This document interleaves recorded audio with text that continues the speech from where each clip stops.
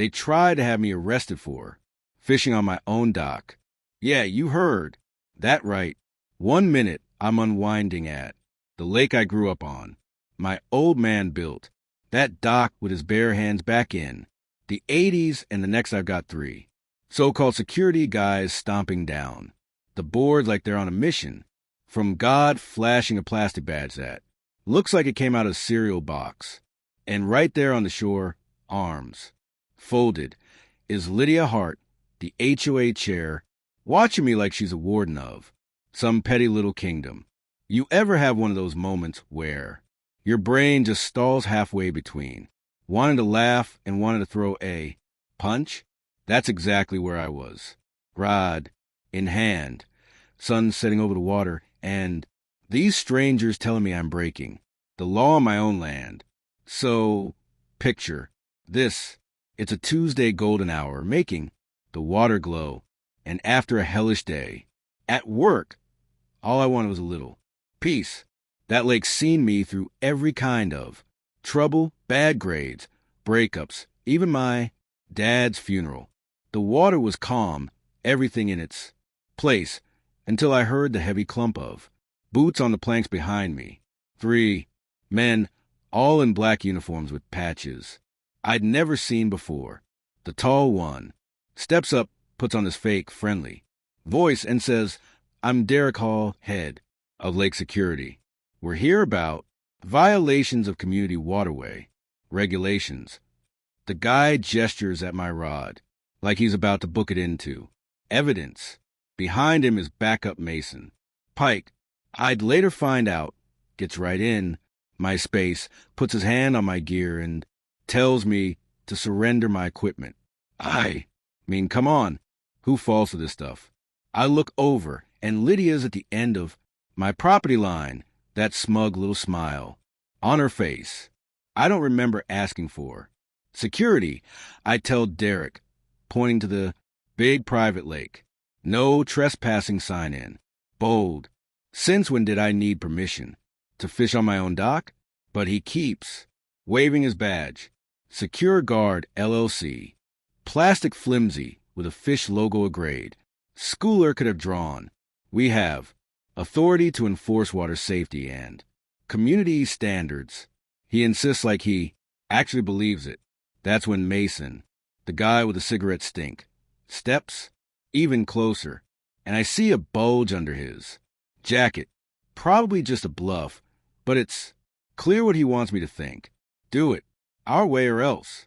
Here's the thing I learned working wildlife conservation.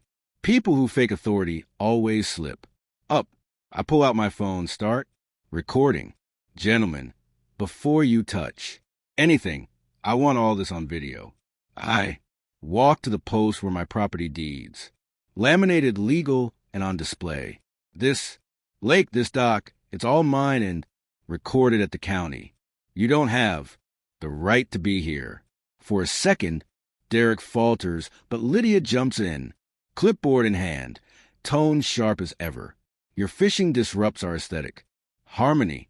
Residents have complained about noise, the mess, the impression it gives. I look around, cleanest shoreline. For miles, not a beer can or hook out of place. It's so absurd, I nearly laugh. What impression is that? That someone actually enjoys their property. Mason tries to grab my rod again, and this time I notice Derek's rehearsed little speech by the authority vested and secure. Guard, LLC, blah, blah, blah, confiscate any equipment, community safety, protocols. But I spot a serial number on his badge right along the bottom edge. Cheap toy store stuff. Where'd you buy this, Derek? I ask, holding my phone up, because I'm pretty sure I saw the same ones at Dick's Sporting Goods right next to the toy handcuffs. They're sweating now, exchanging nervous looks. But Lydia tries to push through.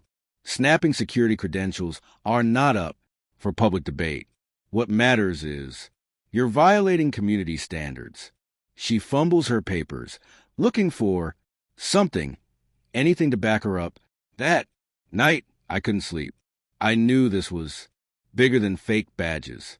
Something was happening on my lake, and these people were desperate to keep me away.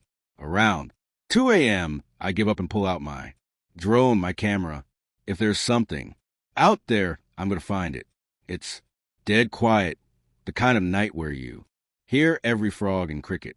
I follow the mechanical whine around the lake's edge and find it, a massive intake pipe, hidden behind fresh landscaping running right from the community's irrigation system into my lake.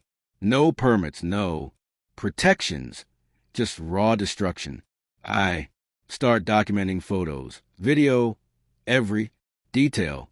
That pipe sucking minnows, plants, fish eggs, all the life out of the spawning ground my father guarded for decades.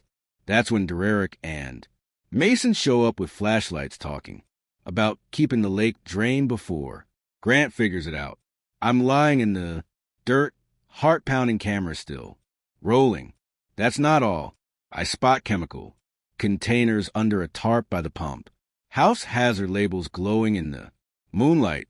I can't get close enough to read everything, but I know enough to be scared. Industrial-grade stuff, not pool. Chemicals. I mark a few fish with biological dye, hoping to track them through the system, and by dawn I've got a case any conservation officer would kill for. Time to call in a pro. Paige Walker, State Wildlife Enforcement, picks up on the first ring. She's seen it all, takes no crap from anyone, and I know she'll bring the law. With her, the next HOA meeting's pure. Theater, Lydia's up front PowerPoint. Slides ready, talking about community. Harmony while highlighting my doc with big red arrows. I stand up, documents in hand, ready to blow the roof off. Let's get something straight, I say. HOA, guidelines don't trump state or federal law. This lake isn't a community amenity, it's private property. Carol, from 2 streets over, backs me up with a printout from the county clerk. Lydia, why is the HOA still paying secure guard? 6 months after it was dissolved? The room gasps. Phones come out and write. Then Paige makes her entrance badge, flashing. Mr. Hull, sit down. You're not shutting this down. Paige spells it out, impersonating law enforcement. Environmental crimes fraud. By the time she's done, the crowd is fully awake. But Dererick and Mason aren't done. They show up at the annual kids fishing event, whispering to parents, painting. Mia's unstable, unqualified, dangerous. It's a reputation hit job, and it works. For a minute, until little Emma, 7 years old, reels in a fish, and her dad, Bob, an environmental consultant, starts asking real questions. I show my credentials, demonstrate conservation techniques, and pretty soon the parents see the truth for themselves. Bob checks my paperwork, nods, and turns to Derek. So, why are you trying to smear legitimate education in front of all these kids and families? The whisper. Campaign crumbles right there. Back home, I dig deeper into Secure Guard. Officially dead, just a shell company, but still cashing HOA checks signed by Lydia. Carol, the accountant, helps me piece it all together. Phony vendors, fake fines, intimidation letters with bogus violations. The water samples come back from the lab, banned chemicals, dangerous level stuff that kills lakes, dead and can hurt kids, too. Suddenly, what started as HOA harassment is full-blown criminal conspiracy. Our coalition grows. Carol, Bob, Margaret, the Williams family, all with stories, fake citations, thousands, and bogus fines. We add up the losses, and it's tens of thousands stolen over the years. Not to mention the environmental damage. Margaret reveals she saw Derek and Mason dumping chemicals in the storm drains that feed my lake.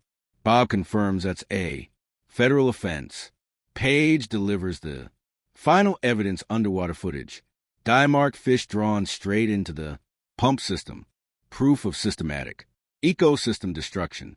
We're done being victims. By Friday, we've got a full plan. Carol on finance, Bob is environmental expert. Everyone documenting every threat and shakedown. I call for a meeting with Lydia. Copying, Paige and the property management company.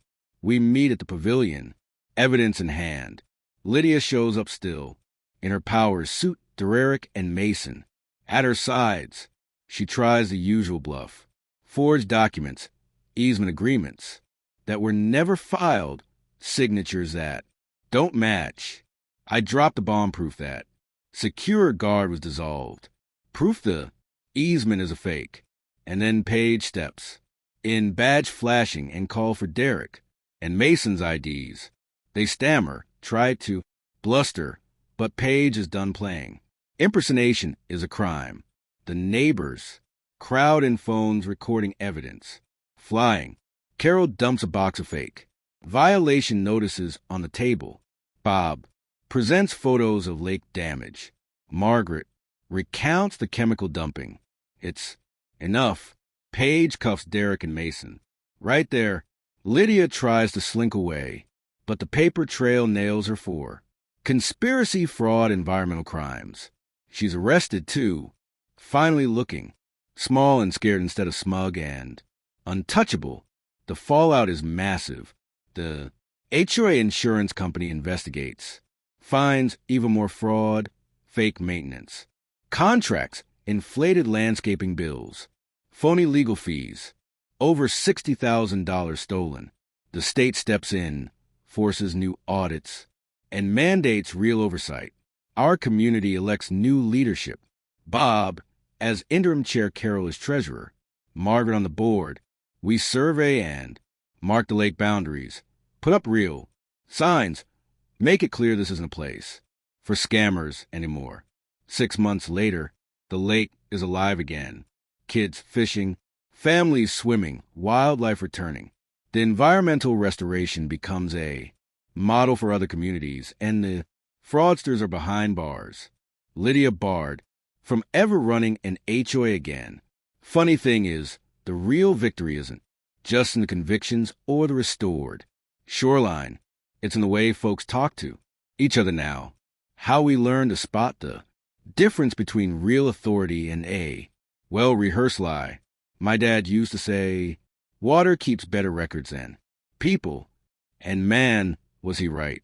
The truth always surfaces one way or another. Maybe the real lesson here is that if you stand your ground and bring people together, even the worst mess can turn into a story about justice done. Right? So, let me ask you, if you found out your HOA or neighborhood was being run like this, would you stay quiet or would you fight? Share your take in the comments. Have you ever tangled with fake authority or HOA bullies? What's justice look like where you live? Drop your thoughts below and let's hear your